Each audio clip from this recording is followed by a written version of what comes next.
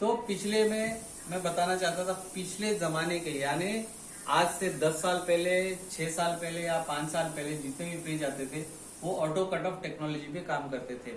यानी उसमें एक कट ऑफ टेक्नोलॉजी होता था कि उतने मिनट तक फ्रिज चलेगा, उसके अंदर का कंपार्टमेंट कूल होगा और जो सारी चीजें आप रखोगे वो सारी टेम्परेचर ठंडी कर देता है।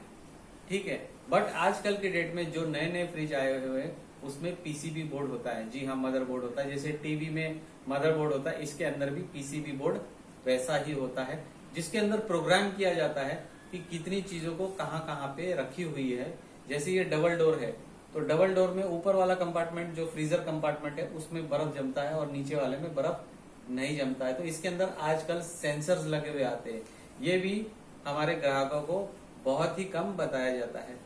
तो इसके बारे में भी आपको जानना बहुत जरूरी होता है कि इसमें पीसीबी बोर्ड है या नहीं है।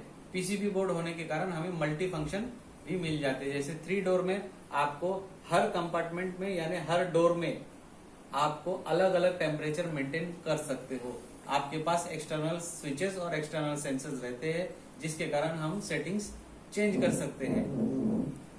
तो और एक जानकारी मैं देना चाह रहा था आपको इसी फ्रिज के बारे में।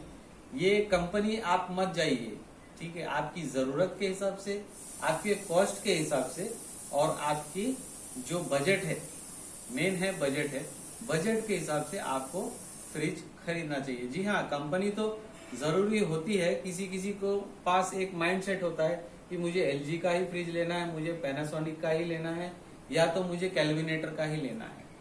लेकिन लेने के बाद इंसान जब उसका बिल भरता है, उसकी मेंटेनेंस करता है, तब उसे याद आता है कि हमने फ्रिज को चूज करने में बहुत बड़ी गलती कर दी है। तो 3-4 बातें मैंने आपको बता दी है। तो एक और बात मैं आपसे शेयर करूंगा फ्रिज के ही बारे में कि फ्रिज का कूलिंग सिस्टम कैसे था और कैसा आज के जमाने में है। फ्रिज के कूलिंग सिस्टम पहले जमाने में एक ऑटो कट ऑफ टेक्नोलॉजी जैसे मैंने आपको बताया था, बट आजकल सेंसर्स लगे होते हैं इस फ्रिज में। या तो आजकल के मॉडर्न जमाने के फ्रिज में सभी डोर्स के आसपास आपको सेंसर्स मिलते हैं। जी हाँ, सही कहा, सेंसर्स मिलते हैं। पहले ये टेक्नोलॉजी नहीं था, जो आसपास के सराउंडिंग्स के आपका टेम्परेचर को सेंस करता है और उसके हिसाब से आपकी कूलिंग बढ़ाता या घटाता है।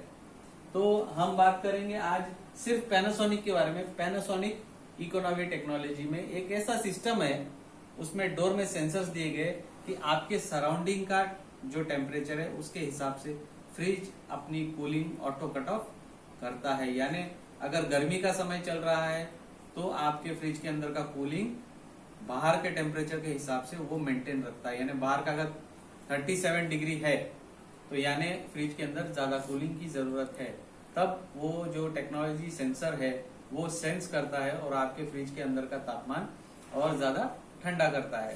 तो ये भी एक अच्छी चीज है, लेकिन इसमें 2-3 बातें और है। अगर हमको चीजें उतनी ठंडी नहीं चाहिए तो आप क्या कर सकते हो, तो आप सिंपली जो है डोर खोल सकते हो और अंदर नॉब दिया गया है, उसमें आप नॉब में टेम्परेचर अपने चेंज कर सकते हैं अगर आपको कम ठंडी चाहिए। तो उसके बाद फिर एक और जानकारी मैं देना चाहता हूँ।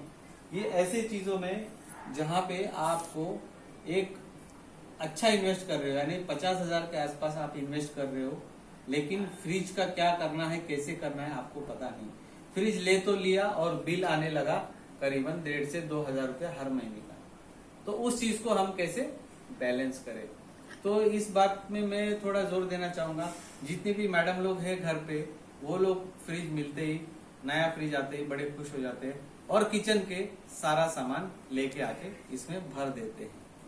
तो क्या ये सही है या गलत है, सोच के देखिए, मुझे कमेंट सेक्शन में जरूर बताइए। और अगर मेरा वीडियो आपको अच्छा लगा तो जरूर लाइक बटन और सब्सक्राइब बटन जरूर दीजिएगा, क्योंकि मैं आपको बताने जा रहा हूं अभी सबसे इम्पोर्टेंट चीज। जी हाँ, एक बहुत ही इम्पोर्टेंट चीज जिससे बच सकता है आपका बहुत सारा पैसा हर महीने, अगर आपने बड़ी फ्रिज ली भी है तो इससे आप डरने की कोई बात नहीं है। ठीक है, तो अब आप रिड्यूस कैसे कर सकते हैं।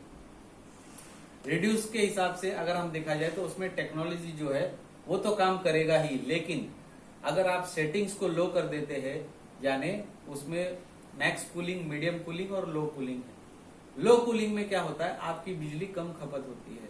अब एक बात और इम्पोर्टेंट है फ्रिज को लेके, जो सबके दिमाग में रहते, जो लेडीज लोग रहती है उनके दिमाग में ये बात बहुत ही छपी हुई रहती है। जी हाँ, एक को देखा मैंने ऐसा किया तो मैं भी वैसा ही करूंगी, तो ऐसा जरूर मत कीजिए प्लीज। आप पहले जानिए फ्रिज का यूज क्या है। फ्रिज का यूज होता है, इसमें चीजें जो कल खराब हो जाएंगी उसको हम रखेंगे तो उस खाने की चीज को हम बचा सकते हैं, ठीक है। तो इसीलिए फ्रिज का इस्तेमाल किया जाता है। लेकिन आने वाले टाइम में जब हमको जगह नहीं मिलती तो हम खाने का हर सामान इसमें डाल देते हैं। तो मैं बताता हूँ कंप्रेसर का काम इसमें क्या होता है और आप अपने करंट का बिल कैसे बचा सकते हैं। तो देखिए अभी मैं बताता हूँ आपको, ये फ्रिज है 340 लीटर का आउटर स्पेस है, 305 लीटर इंटरनल स्पेस है। 305 लीटर का जो हवा है उसको ठंडा करने के लिए कंप्रेसर अपनी जो है रनिंग स्टार्ट कर देता है। अब जैसे जैसे इसके कंपार्टमेंट ठंडे हो जाते, इसके अंदर के हवा ठंडे हो जाते, इसके अंदर का सेंसर कंप्रेसर को बोल देता है कि आप अभी अपना कूलिंग बंद कर दो, क्योंकि अंदर सामान कम है और अंदर का हवा जो है वो ठंडा हो चुका है, ठीक है। तो अब सेंसर ने कूलिंग बंद कर दिया। लेकिन जैसे जैसे आप इसके अंदर सामान डालते जाओगे बढ़ाते जाओगे, चाहे वो जैम की बोतल हो, चाहे वो बिस्किट का पैकेट हो, चाहे कुछ भी हो, हर वो चीज को सेंसर सेंस करता है जो आपने फ्रिज के अंदर रखा है। तो याद रखे, हर वो चीज जो आप अंदर डालोगे, टेम्परेचर उसका सेंसर सेंस करता है और आपको कंप्रेसर को सेंसर में एक सिग्नल देता रहेगा कि आप कंप्रेसर को चलाते रहिए, क्योंकि अंदर जो सामान रखा हुआ है वो 3 डिग्री 2 डिग्री या 1 डिग्री तक ठंडा नहीं हुआ। तो आप मतलब समझ गए होंगे मेरा, आप जितना सामान अंदर डालोगे उतना ही आपका कंप्रेसर चलता रहेगा।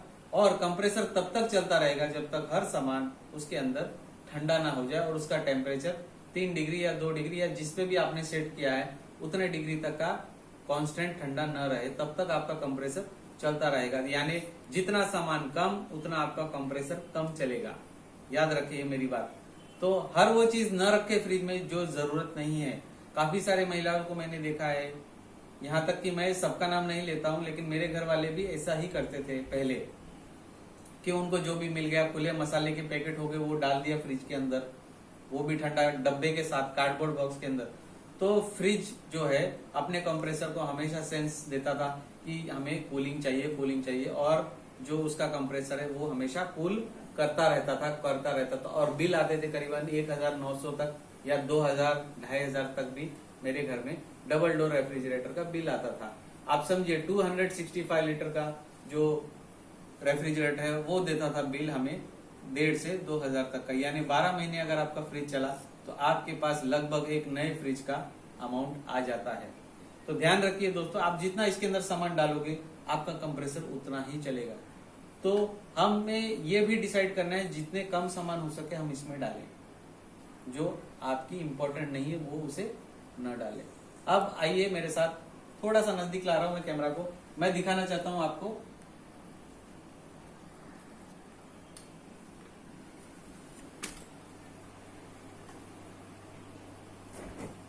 फ्रिज के अंदर का कैसे रखते हैं सामान। ये देखिए मैंने दिखाया है फ्रिज के अंदर का, ये जो आप देख सकते हैं, आप हर वो चीज जो खाने की रखी हुई है मैंने पैक रखी हुई है, यानी एयर टाइट रखा हुआ है। ये देखिए ये गलत रखा हुआ है, ये ऐसा नहीं रखे, ठीक है। मैं बताऊंगा क्यों क्या होता है, ठीक है। ये जो ट्रे है ये मैंने जो वेजिटेबल का ट्रे है इसमें कम वेजिटेबल रखा हुआ है, ठीक है। ये भी गलत है, मैं बताऊंगा क्यों गलत है आपसे, मैं इस बात पे बात करूंगा। ये चीजें ये लगभग थोड़ी बहुत सही है। ये देखिए जिसकी मैंने बात की थी, ये मसाले के डिब्बे हैं, ये देखिए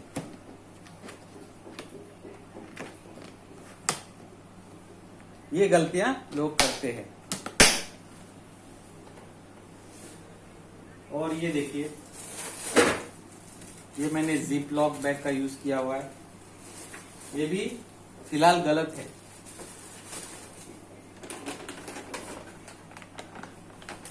ये पैकिंग सिस्टम जो है ये थोड़ा बहुत सही है। मैं बताऊंगा क्यों सही है, इसके बारे में भी हम लोग बात करेंगे। ये देखिए, ये सबसे ज्यादा आपका इलेक्ट्रिसिटी कंज्यूम करता है। ऐसी सारी चीजें जो है आपके लिए बहुत ही, आपके कंप्रेसर के लिए बहुत ही दर्दनाक साबित होता है।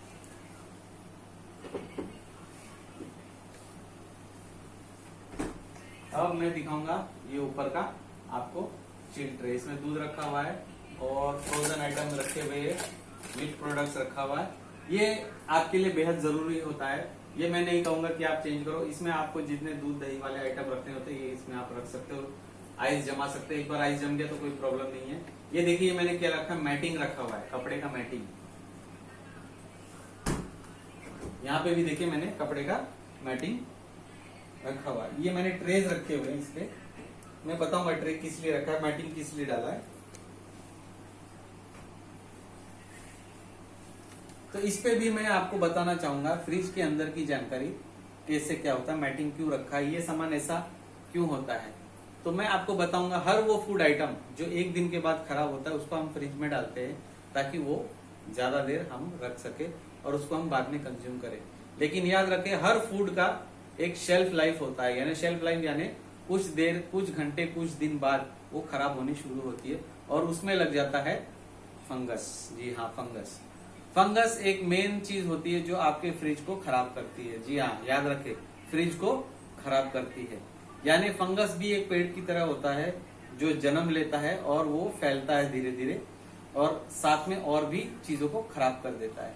तो ये बात याद रखें। अगर हम ऐसे कंटेनर्स में जो एयर टाइट होते हैं, इसके अंदर अगर हम खाना रखते हैं या कोई भी सामान रखते हैं तो वो फ्रिज की सेफ्टी, आपकी सेफ्टी और कंप्रेसर पे लोड कम करता है, क्योंकि ये first of all air tight है।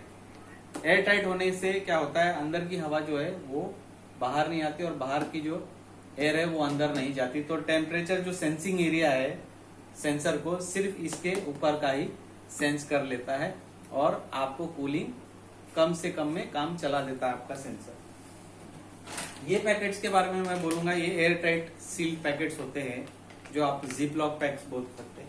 इसमें हम खाना रख सकते हैं या खाने की चीजें रख सकते हैं। जैसे आपको आलमंड्स रखने हैं या कुछ भी रखना है, जो ड्राई आइटम होता है वो ऐसे पैकेट्स में जिप लॉक बैग में डाल के रखिए, जो फटाफट कूलिंग करता है, प्लस इसकी एयर जो है वो फ्रिज में जाने नहीं देता है। आप समझ गए होंगे एयर का मतलब होता है, कभी कभी आप फ्रिज खोलते हो तो उसमें से स्मेल आनी शुरू हो जाती है और लेडीज जो है बेचारी संडे को जब सभी आराम करते हो तो वो लेडीज जो है फ्रिज में क्लीनिंग में लग जाती है। तो ऐसा अगर आप करेंगे तो आपको टाइम बचेगा, आपका फ्रिज का जो क्लीनिंग सेक्टर है वो आपको नहीं करना पड़ेगा क्लीनिंग, आपकी क्लीनिंग की जो मेहनत है वो बच जाएगी। अब मैं आपको बताऊंगा मैटिंग का क्या चक्कर है। अंदर जो मैट डाला था वो मैट मैंने किस लिए डाला था, रेड कलर का जो आप मैट देख रहे हो वो मैंने किस लिए डाला था। जी हाँ, अगर गलती से कुछ अगर हमने खाने पीने का सामान रखा है, अगर वो मैट पे गिर जाता है या फ्रिज पे गिरने से पहले मैट पे गिरेगा, मैट उसको सोख लेगा तो होगा क्या, अगर पानी जैसा आइटम होता है कपड़ा उसको खींच लेता है और मैट पे गिर जाता है। मैट को हमने बाहर निकाला, झाड़ा और महीने में 2 बार अगर या 1 बार हमने अगर मैट को धो दिया, सुखा दिया और वापिस डाला तो वो क्लीन करने लायक होता है। यानी सोचिए जैसे कपड़े गंदे होते हैं तो उसको हम धोते हैं, सुखाते हैं और क्लीन करके वापस फ्रिज में डालते हैं, तो आपके फ्रिज में फंगस आने का कोई चांस ही नहीं होता है। जी हाँ, और गंदा भी नहीं होता है। जैसे ही आपको पता चला कि इस पे खाना गिरा है, सेम टाइम मैट निकालिए, धो दीजिए, दूसरा मैट डालिए और उसको धुलने के बाद सुखा के रखिए। तब तक हम लोग जो है दूसरा मैट का इस्तेमाल कर सकते हैं। जी हाँ, इससे आपकी फ्रिज की भी सेफ्टी है और उसमें सामान सरकता नहीं है। जो चीज जहाँ रखी है वहीं रखी रहती है, सरकता नहीं है। आपके फ्रिज के लिए भी अच्छा है और जो है क्लीनिंग के लिए सबसे बढ़िया चीज होती है। तो मिलते हैं इसी बात को लेके, फ्रिज में कैसे क्या करते हैं या क्या नहीं करते हैं, फ्रिज को कैसे इस पे ध्यान रखते हैं, क्योंकि अगर आपने इतना पैसा इन्वेस्ट किया है तो जरूरत है कि उस चीज को हम ज्यादा से ज्यादा अच्छी तरीके से चलाएं, जिसमें हमारा भी फायदा हो और हमारी बिजली का बिल कम आए और जो है इसकी ड्यूरेबिलिटी बनी रहे। तो अगले वीडियो में मैं आपको बताऊंगा फ्रिज कौन से क्लीनर से क्लीन होता है जिससे फंगस बाहर रहते हैं, खाना उसमें फ्रेश रहता है और आपकी जो है मैक्स क्लीनिंग बनी रहे और फ्रिज हमेशा लंबी लाइफ तक चलती रहे। तब तक के लिए लेता हूं अलविदा आपसे, फिर मिलेंगे अगले वीडियो में। तब तक के लिए अगर आपको वीडियो अच्छा लगा बेल आइकन दबाइए और सब्सक्राइब कीजिए और मुझे दीजिए एक थम्स अप। थैंक यू दोस्तों।